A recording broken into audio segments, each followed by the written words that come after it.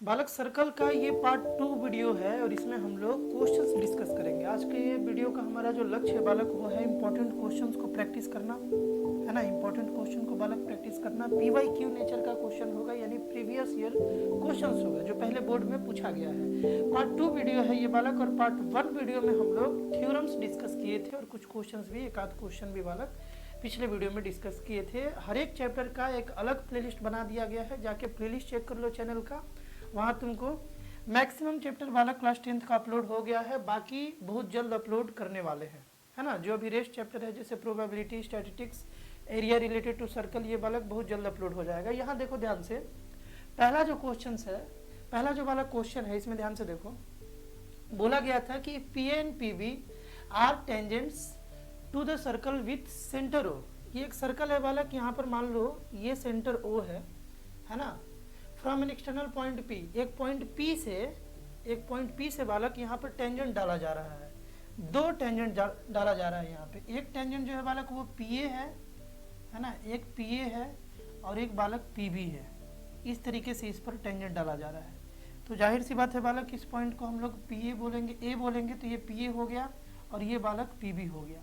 इसको ज्वाइन कर लिया जाए बालक, इसको ऐसे ज्वाइन कर लिया जाए, या यहाँ पर हम डायरेक्ट लाइन खींच ले बालक। अगर ज्वाइन करने के लिए तो कुछ लाइन ऐसे ज्वाइन होगा, है ना, यहाँ से ऐसे ज्वाइन होगा।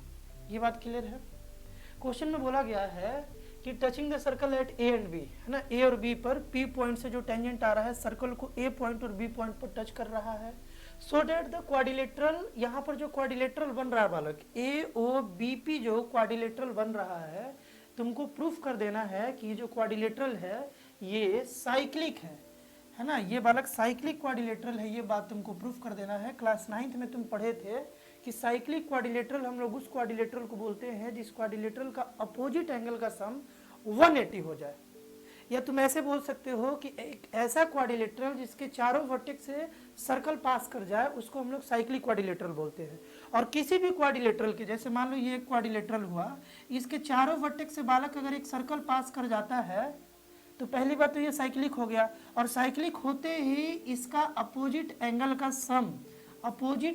सम 180 डिग्री हो जाता है बालक। ये तुम 9 क्लास के कॉन्सेप्ट में पढ़े होगे, नहीं पढ़े होगे तो अभी जान ही गए साइक्लिक किसको बोलते हैं। तो इस क्वाड्रिलेटरल को साइक्लिक प्रूफ करना है, इसके लिए हम लोगों को क्या करना होगा, अपोजिट एंगल का सम 180 डिग्री प्रूफ करना होगा। सबसे पहले एक बात ये है, पहले तो इसको प्रॉपरली कैसे लिखोगे, इसके लिए गिवन हम पहले से लिखे हुए हैं, टू प्रूफ पहले से लिखे हुए हैं। बोर्ड का क्वेश्चन है बालक 2014 का। प्रॉपरली लिखोगे तो फुल मार्क्स मिलेगा, है ना। तो सबसे पहले इस क्वेश्चन को इस तरीके से फिगर बना लोगे। फिगर भी नहीं दिया हुआ है क्वेश्चन में, केवल क्वेश्चन दिया था, फिगर बनाना भी सीख गए।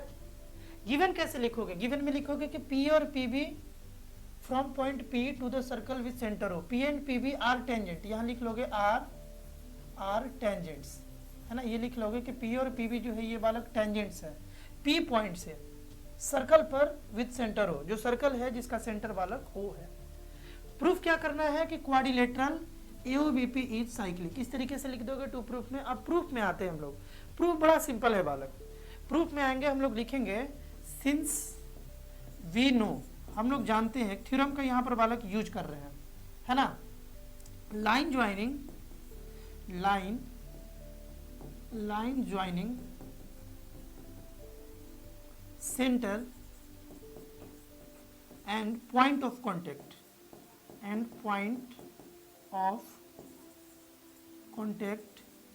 है ना, is perpendicular to the tangent, ये थ्योरम हम पिछले वीडियो में पढ़ाए थे बालक। सेंटर से जो पॉइंट ऑफ कांटेक्ट को, यहाँ ए पॉइंट ऑफ कांटेक्ट है बालक, है ना, यहाँ बी पॉइंट ऑफ कांटेक्ट है। तो पॉइंट ऑफ कांटेक्ट को सेंटर से ज्वाइन करने वाला लाइन जो है बालक वो हमेशा टेंजेंट पर परपेंडिकुलर होता है, यानी कि यहाँ पर 90 होगा और यहाँ भी 90 होगा। बात क्लियर है ना।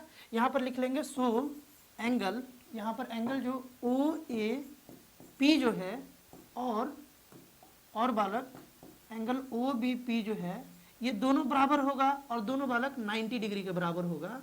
ये थ्योरम से हम लोगों को मिल गया। कौन कौन सा, ओ ए पी और ओ बी पी, ये दोनों बालक 90 डिग्री के बराबर होगा। With the help of theorem बालक इतना हम लोग डिड्यूस कर लिए। आगे देखो बालक, आगे हम ये बोल रहे थे कि क्वाड्रिलेटरल का चारों एंगल का सम जो है ये क्वाड्रिलेटरल बनना है ना। देखो एक लाइन सेगमेंट, दो लाइन सेगमेंट, तीन लाइन सेगमेंट और चार लाइन सेगमेंट, ये क्वाड्रिलेटरल है ना। तो हम लोग आ जाएंगे now in quadrilateral, now in quadrilateral, quadrilateral AOBP में आते हैं। AOBP क्वाड्रिलेटरल में हम लोगों के पास angle OAP plus angle OBP है ना, OBP plus angle BOA plus angle यहाँ पर BPA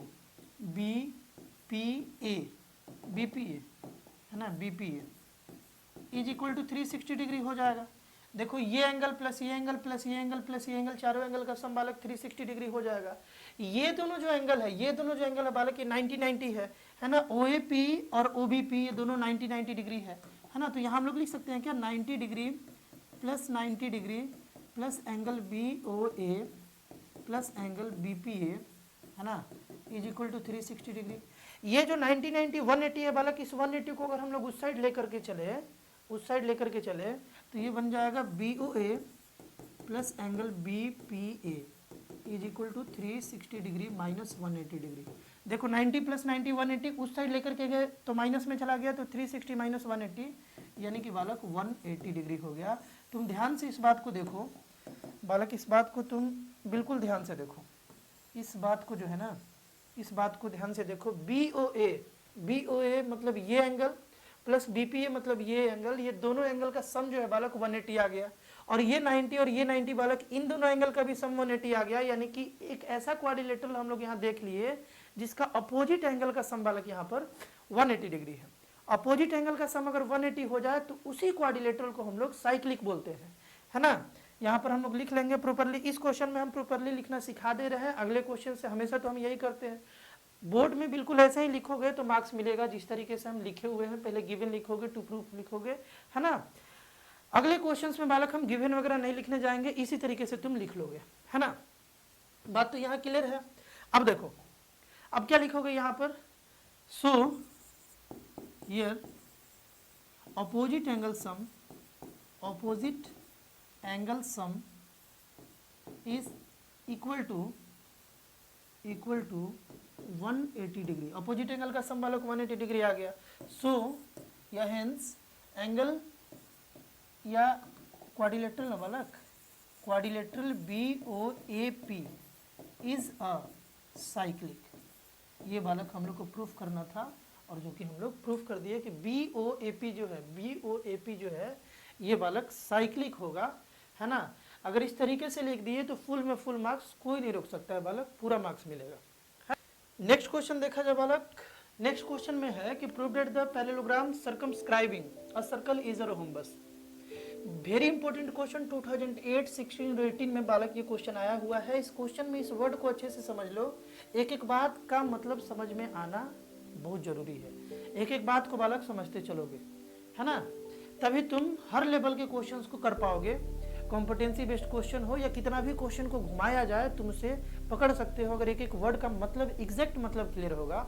इस वर्ड का मतलब सर्कमस्क्राइबिंग का मतलब ये होता है, जैसे यहाँ पर देखो, इस क्वेश्चन से समझो कि यहाँ पर बोला जा रहा है कि पैरेललोग्राम जो है वो सर्कमस्क्राइब किया है सर्कल को। जो फिगर सर्कमस्क्राइब करेगा उसके अंदर में जो फिगर को सर्कमस्क्राइब करेगा वो उसके फिगर के अंदर में होना चाहिए। जैसे यहाँ पर इस फिगर में बोला जाएगा कि पैरेललोग्राम जो है वो सर्कल को सर्कमस्क्राइब किया है ना, सर्कमस्क्राइब किया है। तो जो फिगर बालक यहाँ पर सर्कमस्क्राइब हुआ है, कंडीशन ये है कि वो फिगर इस पैरेललोग्राम के हर एक साइड को टच जरूर करना चाहिए। जैसे ध्यान से सुनो, पैरेललोग्राम का जो AB साइड है उसको सर्कल P पॉइंट पे टच कर रहा है, इस पॉइंट पे P पॉइंट पर बालक टच कर रहा है। BC को Q पॉइंट पर टच कर रहा है ना। DC साइड को R पॉइंट पर टच कर रहा है, और तुम यहाँ पर देखो AD साइड को S पॉइंट पर टच कर रहा है। इसीलिए बोला जाएगा कि इस फिगर में पैरेललोग्राम के अंदर सर्कल जो है वो सर्कमस्क्राइब है ना, सर्कमस्क्राइब है। बात क्लियर है ना। तो यानी कि क्वेश्चन में बोल दिया गया है कि ABCD पैरेललोग्राम है। गिवन में क्या लिखोगे, गिवन में लिखोगे ABCD इज अ पैरेललोग्राम। ये बालक तुम गिवन में बात लिख लोगे, है ना, ये बात दिया हुआ है। प्रूफ क्या करना है, टू प्रूफ क्या करना है, प्रूफ करना है तुमको कि ABCD जो है ना वो रोहम्बस भी है, इज ए रोहम्बस। ये बालक तुमको प्रूफ करना है, पूरा प्रॉपरली लिखोगे। मीन्स तुमको क्या प्रूफ करना है, means AB is equal to, देखो रोहम्बस होने के लिए क्या होता है, एक ऐसा क्वाड्रिलेटरल जिसका सारा साइड इक्वल हो, रोहम्बस होता है ना। तो यहाँ पर हम लोग लिख सकते हैं कि हम लोगों को ABCD को रोहम्बस प्रूफ करना है। इसका मतलब कि AB is equal to BC है ना, इज इक्वल टू CD और इज इक्वल टू AD, ये बात प्रूफ कर देना है। ये बात अपने को बालक प्रूफ कर देना है ना। बात क्लियर है? वीडियो को एक बार रोक लो और दिमाग लगाओ, सारा बात पढ़ा दिया गया है कि कैसे प्रूफ होगा, एक बार अपने से भी सोचो। हम चलते हैं प्रूफ में। कोई कंस्ट्रक्शन करने का आई थिंक जरूरत यहाँ पर नहीं होगा, नहीं है, डायरेक्ट हम लोग प्रूफ में आ जाते हैं। प्रूफ में हम लोग एक बात देखा जाए बालक, यहाँ पर हम एक लाइन लिख लेंगे कि सिंस वी नो, थ्योरम का ही लाइन लिखेंगे, एक थ्योरम लिखेंगे, सिंस वी नो है ना। ये पूरा प्रॉपरली लिखते जाओगे। इस क्वेश्चन में भी हम लिख के दिखाई दिए हैं, अगले क्वेश्चन से नहीं लिखेंगे, इस क्वेश्चन में भी हम पूरा बात लिख के दिखा दिए। ऐसे ही लिखोगे तो फुल मार्क्स मिलेगा। यहाँ पर बालक we know, since we know tangents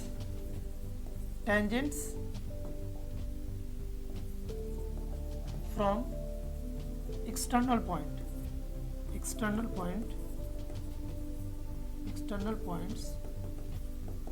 to the circles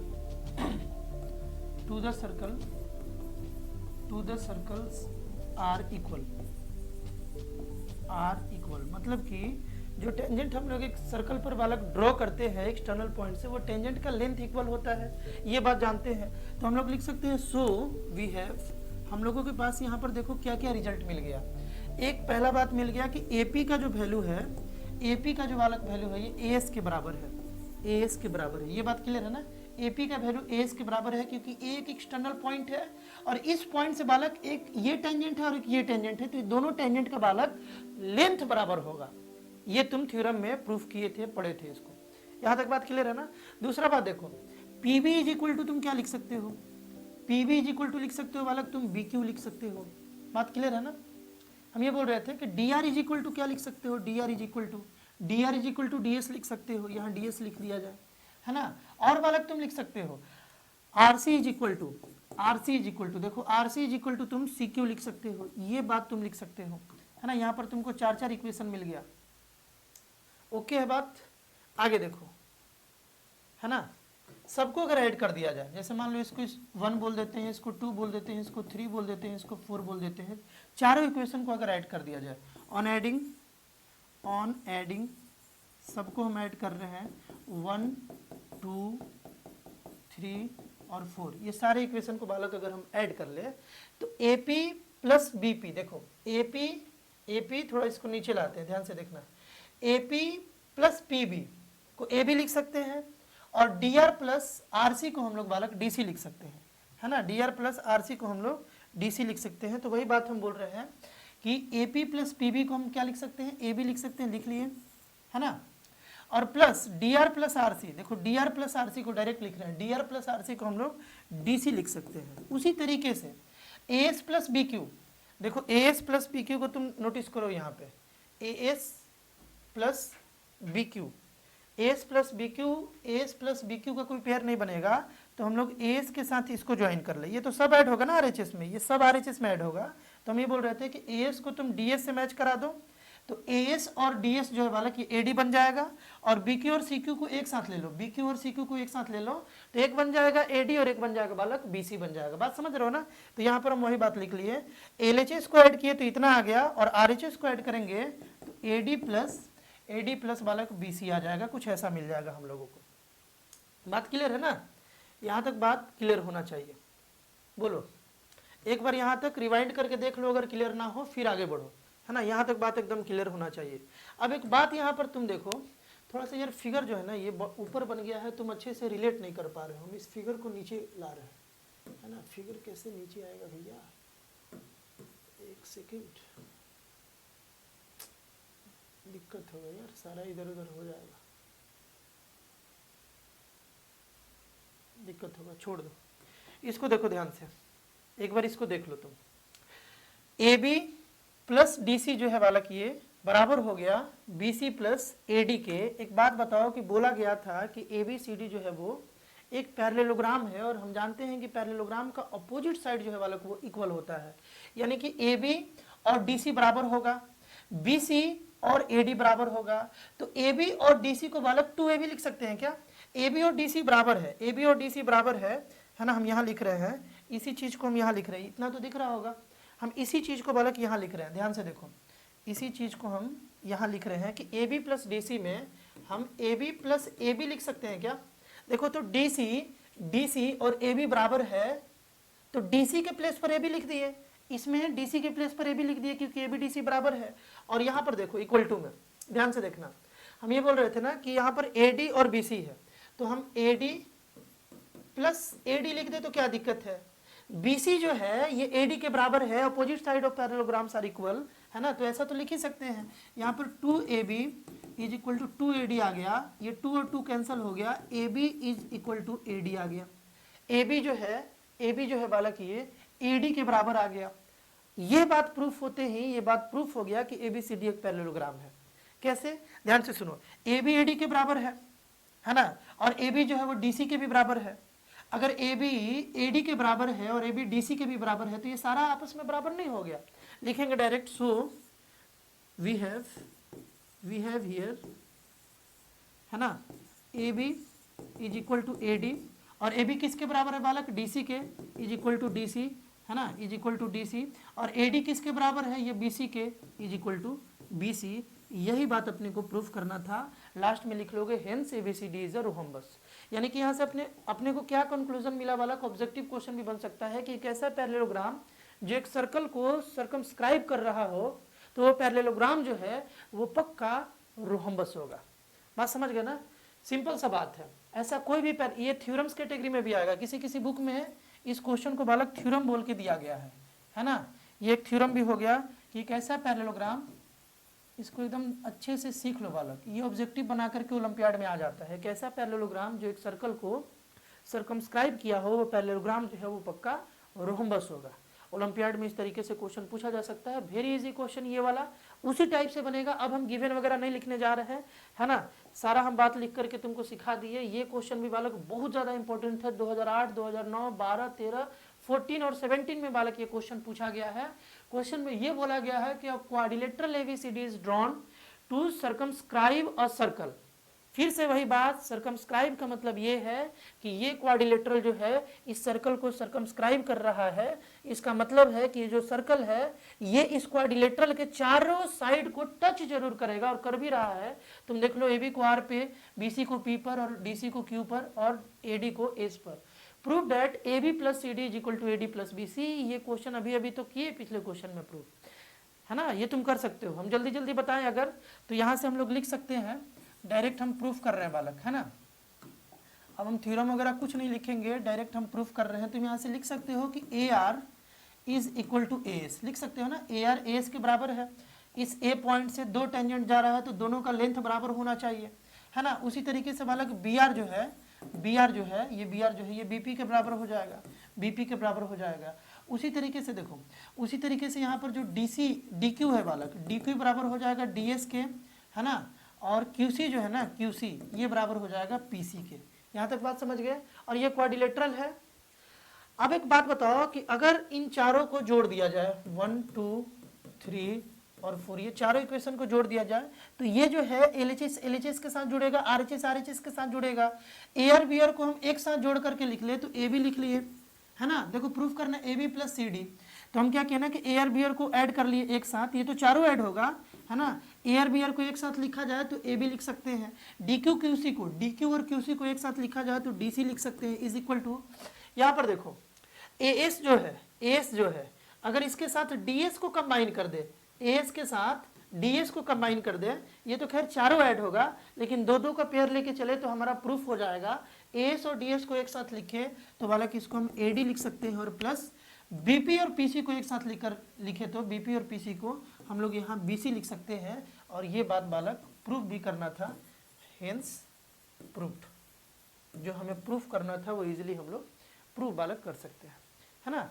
लेकिन लिखोगे अच्छे से, हर एक बात का रीजन लिखोगे कि ये बात तुम कहाँ से लिख लिए, क्या लिखोगे, since we know that from tangents from external points are always equal, हमेशा वो इक्वल होता है, इसलिए हम ये सब बात लिखे। On adding equation 1, 2 and 3 and 4 we get this this this and hence proved. बात खत्म। नेक्स्ट क्वेश्चन बालक, ये क्वेश्चन 4 नंबर देखो। In the given figure P A is a tangent. बहुत ही आसान सा क्वेश्चन है, एक बार जरूर यार ट्राई करो और कमेंट करो कि हम खुद ही बनाए थे सर। मजा आता है वैसा वैसा कमेंट देख करके, और खुद ही से इसका आंसर भेज दो। खैर हम बता देते हैं जल्दी से। बहुत ही ज़्यादा इजी क्वेश्चन है, 2009 में ये पूछा गया था। तुम भी सोचोगे कि सीबीएसई ऐसा ऐसा आसान क्वेश्चन भी पूछ देता है। बिल्कुल पूछता है बालक, क्यों नहीं पूछेगा। सारे बच्चों का ख्याल रखना है, वीडियो बताए थे ना, सारे बच्चों का ख्याल रखता है सीबीएसई। जिनको केवल पास होना है उनको केवल पास करा देता है, भले उनके लिए बढ़िया हो या ना हो, है ना। खैर इस फिगर में P A is tangent from an external point P. P से एक पी ए टेंजेंट जा रहा है सर्कल पर जिसका सेंटर ओ है। ये वाला बालक सर्कल का सेंटर है। पी ओ बी 115 डिग्री है, तो तुमको बताना है ए पी ओ, ये वाला एंगल का वैल्यू बता देना है बालक। बहुत ही ज्यादा इजी क्वेश्चन।